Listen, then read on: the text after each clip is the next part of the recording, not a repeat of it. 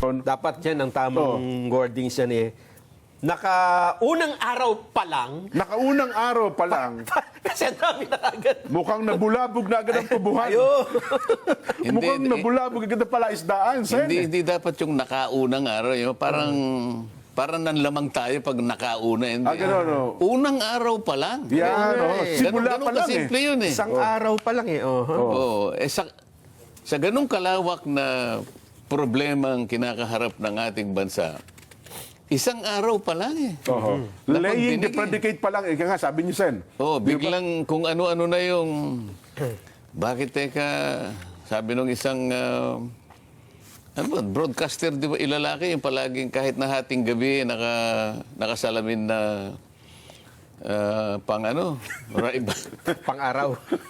Opo. kang mga gumagawa dyan, yan, puro pasikat yan. Puro pasiklab yung mga yan. Puro epal. Ano kayang gagawin mo sa mga ganitong klaseng tao dyan? Ano? Hindi, ako naman, Sen, ako sa tingin ko, mukhang hindi kayo ang pinatutungkulan nun. Kundi siguro ay baka ibang miyembro ng Blue Ribbon.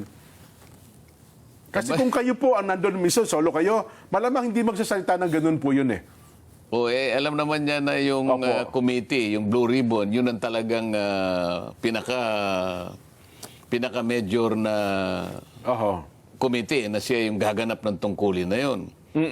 Kapag nagpasaring ka ng gano'n, dala mo na lahat. Totoo po. Pero kung sasabihin niya, yung nagpasikat, nag-epal, palagay ko, hindi ako yun. Tama po. Ako nagtatanong lang ako ng mga tanong na talagang very basic lang. Totoo. At sinabi ko naman doon, walang nagagranistan, walang kumbaga. Huwag kayong masyadong magpasikat, parang ganon. Ano? Totoo po.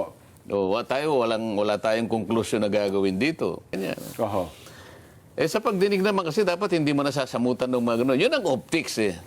Yun ang sinasabi ng isang taong nakasalamin na hating gabi na yun ang epal siguro. Yun ang pasikat. Di ba? Ayun. Namang mag-imbestiga. Si Senador Kiko Basan ay, miyembro po ba ng Blue Ribbon Committee? Nag-apply siya. Nag-apply, nag-presenta yung kanyang sarili, isama. Karaniwan kasi, susulat siya. Opo. Kung pwede sana, maging miyembro ako ng committee mo. Okay. Pinayagan ko. Okay. So, technically, miyembro siya ng Miyembro Blue siya. Ribbon Committee. Oo. So, ano po ang gusto niya palabasin dito? Miyembro pala siya ng Blue Ribbon Committee, nagsusuwestiyon siya ngayon ng isang... Anong tanong mo? Anong gusto niya nga mo? Ano gusto niya palabasin dito? Di ba? Hindi mo alam kung anong gusto niya palabasin? Hindi, kasi miyembro siya, tapos nagsasuggest siya ng bumuo pa ng isang bukod na grupo na mag-iimbestiga. Oh. Same subject matter. Ano po ang gusto niya palabasin dito? Iniinsulto niya ako. Kung ganyan, Sen, kung halimbawa ako, hindi naman ako miyembro ng Blue Ribbon Committee bilang isang mamamayan, pwede ka bang sabihin sa kanya na, Senador Kiko, baka pwedeng bumitaw ka na sa Blue Ribbon Committee? Kasi kung chairman kayo... Parang inaamin niya na hindi niya kaya eh. Tsaka wala siyang tiwala sa committee. Yun pa. Hindi, manawagan ka. Baka nakikinig siya. Baka nakikinig po kayo, Madam Sharon Cuneta. Pakikausap nyo naman po si Senador Kiko Pangilinan. Baka po pwede mapakiusapan mo, bakit po naman meminosen yung Blue Ribbon Committee sa pangunguna po ni Chairman Rodante Marcoleta, nabubuo pa ng isang komite, baka pwede yung sabihin nyo, magbitaw ka na lang dyan sa Blue Ribbon Committee, umalis ka dyan, para hindi naman hindi nakakasira, nakakainsulto yung ginawa mo. Tama ka dahil unang araw pa lang eh, di ba? Parang first day of class, sinabi mo na ayaw ko sa classmate ko. Di ba, Sen, sa tingin niyo po, kayo po bilang chairman, Ayun nga sinabi ko sa iyo. Ako ang pagkakaintindi ko dyan. Iniinsulto niya ako eh. Ako naman, ayaw kong iniinsulto ako. Kaya kung gusto niya akong palitan, magpresenta siya. Na chairman ng Blue Ribbon Committee. At pakita niya na mas marunong siyang gumawa ng mandatong itinalaga sa committee na yan. Hindi, yung punto na yan, Sen, baka malabo pa baka ayawan ng taong bayan yan eh. Pero ako sa tingin ko, bilang isa po na nag-oobserba, Sen, kung wala po kayong tiwala sa Blue Ribbon Committee, bilang miyembro, bumitaw na lang po kayo dyan. Sabihin nyo na lang, aalis na po ako chairman ng miyembro ng Blue Ribbon Committee. Ito Wala nga, pala kayong tiwala eh. Talagang medyo, kaya ako nasasabi, yun ang aking pakiramdam. Opo. Katatransfer ko pa lang. Oho. Isang araw pa lang ang ginugol ko sa pag-imbestiga. Oho. At kung titingnan mo sa lawak ng problemang talagang haharapin mo at iimbestigahan mo, Opo. hindi mo nakakayanin naman ng isang araw. Oho. Ngayon, nakakaisang araw ko pa lang, sasabihin niya, nagpo-propose siya ng isang independent investigative body. Anong ibig niya sabihin? Nakaka-insulto nga talaga yun, Sen. Anong ibig niya sabihin? Oho. Di ba? At ang ilalatag pa niyang, i-recommenda pa niyang mga pangalan, dating ombudsman Conchita Cabral Morales. Opo. Hindi ba niya alam kung ano, yung ombudsman ay talagang katakot-takot ang corruption dyan? Bagay. Pagkatapos sasabihin niya, sabihin nila sa akin na ang ombudsman ay malinis na malinis at walang corrupt dyan. Oho. Ako diretsahan ako eh. Lalo partikular nung panahon. Kay Secretary Babe Singson, wala akong dyan. Opo, opo. Hindi ko naman talaga siya kakilala. Maaring makakagawa siya ng mabuti rin para sa bansa. Kaya lang, pare-pareho silang naglingkod sa panahon ni dating Pangulong Pinoy eh. Oho. Kung kulay ang pag-uusapan dito, puro yelo na naman yan eh. Pero ako naman siguro, Sen, in fairness, doon sa tatlong nabanggit, baka naman walang kinalaman doon sa panukala ni Senador Kiko. Di ba? Nabanggit lang yung pangalan, pinupropose niya eh. Ang talagang una best dito na, well, sabi niyo nga, nakaka-insulto talaga, yung Senador Kiko Pangilinan. Di ba? Sa tingin ko, yung statement Hindi na lamang yung committee niya ang ayusin niya kasi nagpapakadalubhasa siya na ayusin niya yung agrikultura ng ating bansa. Ako, Ayan. okay ako doon. Sapagkat ang dapat mong tulungan ay yung mga kapuspalad na mga magsasaka ngayon na hindi na nila malaman kung magtatanim pa sila ng palay o hindi. Opo. Oh. Anong gagawin mo ngayon? Napakahirap na ng kalagayan ng mga magsasaka ngayon. Hindi na nabebenta yung kanilang mga palay sa halagang kikita sila. Oho. Isip-isipin mo, anong kalagayan ng agriculture sa bansa natin ngayon? Kung tawagin subsistence farming. Subsistence farming. Alam mo kung ano ibig sabihin ng subsistence farming? Ano po ibig sabihin, Sen? Nagsasaka ka para mabuhay ka na lang. Wala ka nang may bebenta para sa ganun sarili mo kumita na ka. lang. Ito pambuhay na lang ng pamilya mo. Ito yung kaawa-awang kalagayan ng agriculture sa ating bansa. So, survival yan, Sen, pag ganyan. Pagkatapos siya yung kumuha ng agriculture. Oho. Abay, ang una mong tingnan ngayon, kung talagang pinuntahan niya yung buong Pampanga, sige, Ayan. halos binibili na lang 12 pesos per kilo ang palay. Yung hindi nabilad. Yung nabilad, nabilad 11 to 12. Yung hindi binilad, 7 to 8 pesos per kilo. Yan. Saan mo dadalhin ang magsasaka? Oho. Wala pa siyang nailalatag kung anong gagawin niya. Pakikialaman niya itong Oho. magtatayo ng independent investigative body. Nako. Subukan mo. Oho. Di ba? Ayun. Sana makarating sa kanya. Kung wala ka palang tiwala doon sa komite. Yun daw kanyang proposal na yon ay nanggaling sa panukala ng isa pa. Oo. Dito Soto. Na mag-create ng isang independent People's Commission naman. Oho. Wala silang tiwala pala sa Blue Ribbon Committee. Questionin nila. Ayun, Di ba? naman. Yun ang Pwede proseso. naman kaming magdebate doon.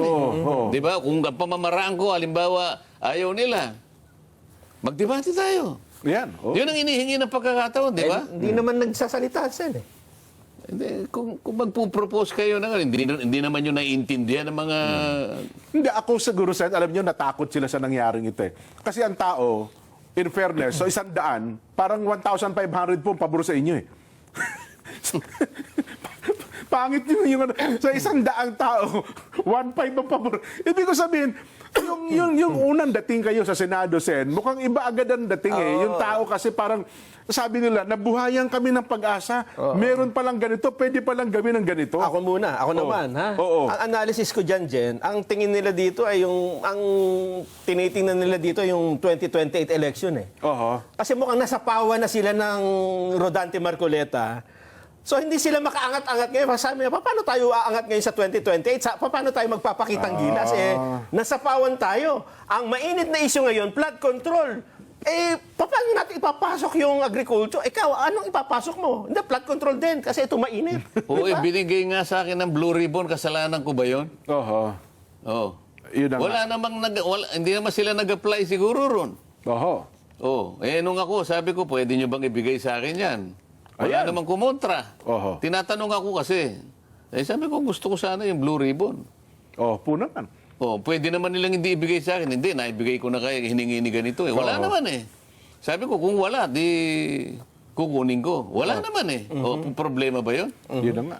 Sa kabila ng mga pangyayari ito, Sen, makaka-apekto ba ito sa mga susunod ninyong pagdinig? Kasi Sa Lunes, particular sa Lunes. Oo. Kasi in-expect, Baka- meron pa isang senador na nag-privilege speech din eh.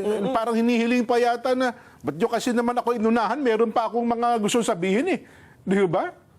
Lunes na pala naka-schedule ito. Sen, yung second hearing nyo. Oh. Hindi nga, nung una nga, nagsalita na nga rin yun. Opo. Dapat sana kanya hindi sila nag-hearing muna yung araw na yun eh. Dapat pinauna nila ako isang araw na lang sana. Pinauna mo na yung kanyang privilege speech. Parang yung kariton kanya, siyang humila kanya sa kalabaw. Oh. Sabi ko naman sa sarili ko, bakit kinakailangan ko bang tanungin lahat ng mga kasama ko sino yung nga, magpiprivilege speech dito? Mandato ko ito eh. Malay ba natin na mayroon pala sila ganun? Ako may pananagutan dito eh. Yun na nga po. Ngayon, in-announce ko naman yun eh. Oo. Naka-announce yun. Sa ganitong araw, magsisimula ang pagdinig ng Blue Ribbon Committee. Lahat alam. Ayan, opo. O di sana sumama siya doon. Ba't pinili niyang magpakatahi-tahimik pagkatapos na makapagsagawa ng isang pagdinig? At saka siya ngayon, Magpi-privilege speech pala siya. kahit na hindi na pinapayagan ng tuntunin, sige, nakapagsalita pa rin. Ngayon, nung malaman niya na naman sa Lunes, magsisimula yung pangalawa. Opo. Nag-manifest sa floor, sabi niya, sana i-reset yung September 1. Bakit daw? Yun Sapagkat, talaga naman, oo. nagkataong kanya na magsisimula yung pagdinig ng DBCC. Yung budget opo. na ito. Opo, oo. Sabi ko naman sa sarili ko, di pumunta ka doon sa DBCC. Oo nga naman. Malaya ka namang pumili kung saan ka pupunta eh. Bakit i-reset na naman? Kaya parang talagang parang ayaw nila na nakapagsisimula ako ng pagdinig. Oho. Kasi mukhang nakikita nila, Sen. May tinatanong ka kanina, Oo. maapektuhan ka ba? Ay, yun yung sinasabi ko dahil kasi kung minsan may mga pangyayaring ganyan na Baka mawalan ka ng loob. Ayun, ganyan. na out of focus eh. puro kumbaga pinagtulong-tulungan ka ng mga lumang class, mga old-timer eh. Pinagtulong-tulungan na ako sa House of Representatives eh. Sa bagay. Oo. Oo nga naman. Para namang nakalimot na kayo. Kamakailan lang ito eh. Pinagtulong-tulungan ako. Ako na lang ang natira. Pati hopya, kinuha pa nila. Oo. Oh, ano nangyari? Nakalipat tuloy ako ron. Ayun. Pagtulong-tulungan nyo uli ka ngayon. Baka may ibang... Bahala kayo. Akala mawawalan ako ng loob. Masisiraan ako ng loob. Sumakay na silang lahat. Nako.